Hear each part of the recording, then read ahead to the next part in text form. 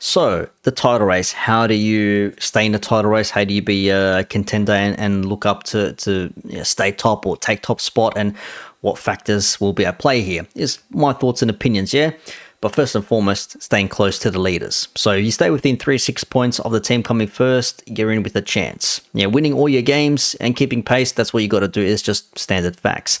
Winning your everyday matches. When I say everyday matches, that's like just winning your normal games at home. Yeah, Liverpool play Bournemouth, they have to beat Bournemouth. Liverpool go away to Luton, they have to beat Luton, even though we didn't, we drew. But you get what I'm trying to say. You have to win your everyday games. Win your home games, take points away from home.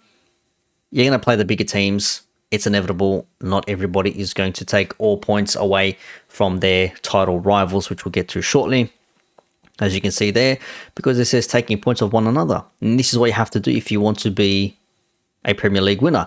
You have to take points off each other. We've already seen Arsenal take points off Liverpool. We've seen Arsenal take points off City. We've seen Chelsea and Arsenal play our draws. We've seen Chelsea and City play our draws. We've seen Spurs and Liverpool with an absolute robbery at White Hart Lane because of the officials, not because of Spurs. The officials were dog shit, okay? We've also seen, what was the other one?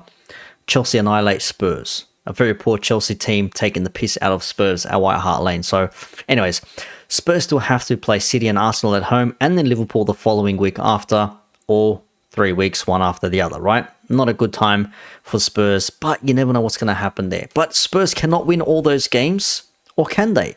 Can City beat Spurs? Can Arsenal beat Spurs? Can Spurs beat Liverpool at Anfield? These are the questions we will find out. But then City have to host Arsenal.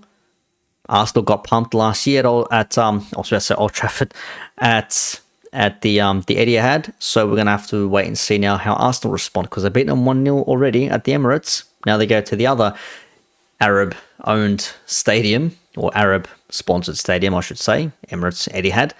See what they can do there. But then Arsenal will also host Chelsea. Now, Chelsea are probably not in the best vein of form at the moment, but they're still Chelsea. I mean, we've seen them go toe-to-toe with City. They absolutely got bummed by Liverpool. It is what it is. We've got to play them in a cup final as well in a couple of weeks' time. And, they drew with Arsenal. They pumped Spurs, even though Spurs had, 2 players off.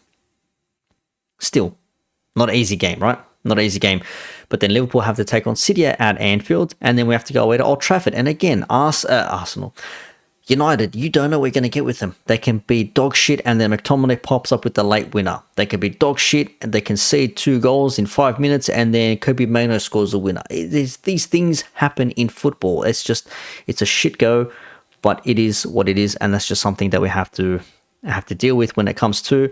And every team cannot win all their games, so someone will drop points against somebody else. Now, starting 11 strength, that's also big as well. Your starting 11 is key. You need a big starting 11 in order for you to do anything in the games itself. But then who has the better 11? Are they always available? Yeah, they say availability is the best ability. If you got all the skill in the world, but you're injured and you're never available, you're no good to the team. Yeah, you can do the whole morale and all that sort of stuff. Ultimately, you're no good to the team. Like Thiago for Liverpool. Great player, technical, fantastic, all that sort of stuff. Never available. He's no use on the bench or in the sidelines in the treatment room when we should be having him on the pitch. Some like Arsenal with Thomas Partey. They rave on about Partey, like, man, Partey and Rice, that's the midfield to go to. Partey is never fit. So what are you supposed to do in that instance? You can't do much when a player is injured. The bench strength. Who has a better bench? Arsenal fans will say our bench is rubbish. Some will say the bench is not too bad. City fans have the best bench for me, in my opinion.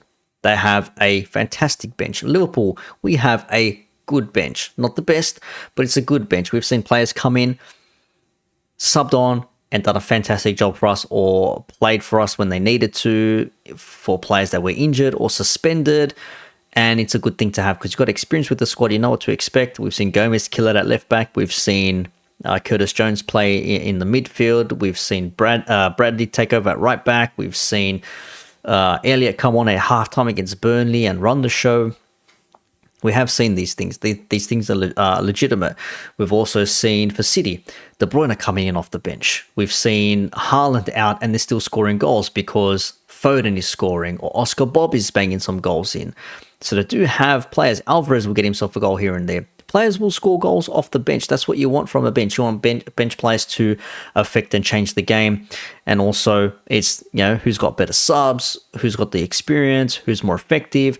Injuries and suspensions, as I mentioned, they will also play a part as well. Who's available, who isn't. That's going to determine, a lot of your starting 11, which literally is. If your player's not available, who am I playing in place? At the moment, Liverpool have no Salah. Who are we playing in place? We're putting Diaz on the right wing. I have no idea why. We're playing Gakpo on the right wing.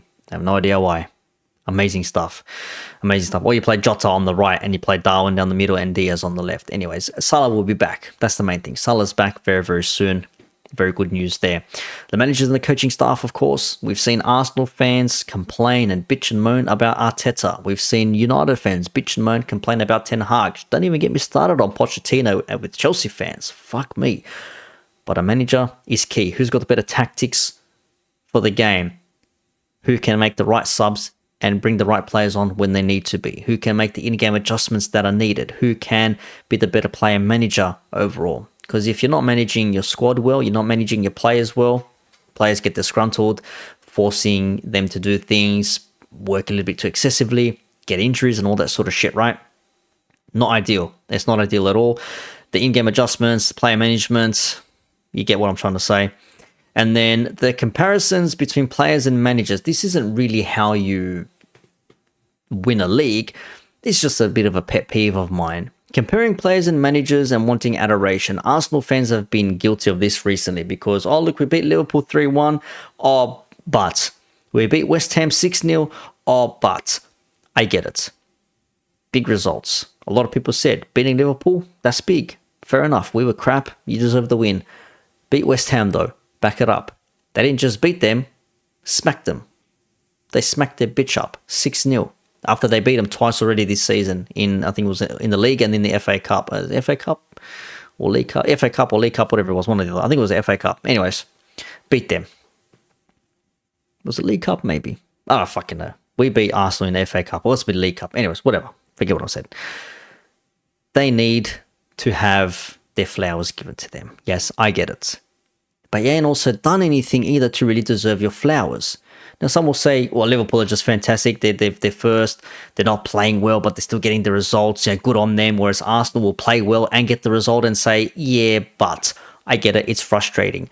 But stop trying to be comparing yourselves to everybody else. Just focus on your team. Do the things you do, and the things will just happen naturally for you. You're trying to force something. It's like, look at me, mummy. Look at me, daddy. Look at what I can do. You're like the youngest child when the middle and eldest child get all the attention, and the youngest child is trying to do the same things that everyone else is, but no one just gives a fuck about them because everyone else is already doing it or they've already done it.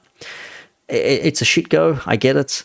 Focus on yourselves. I'm sure the proper plaudits and all that sort of stuff will come as well.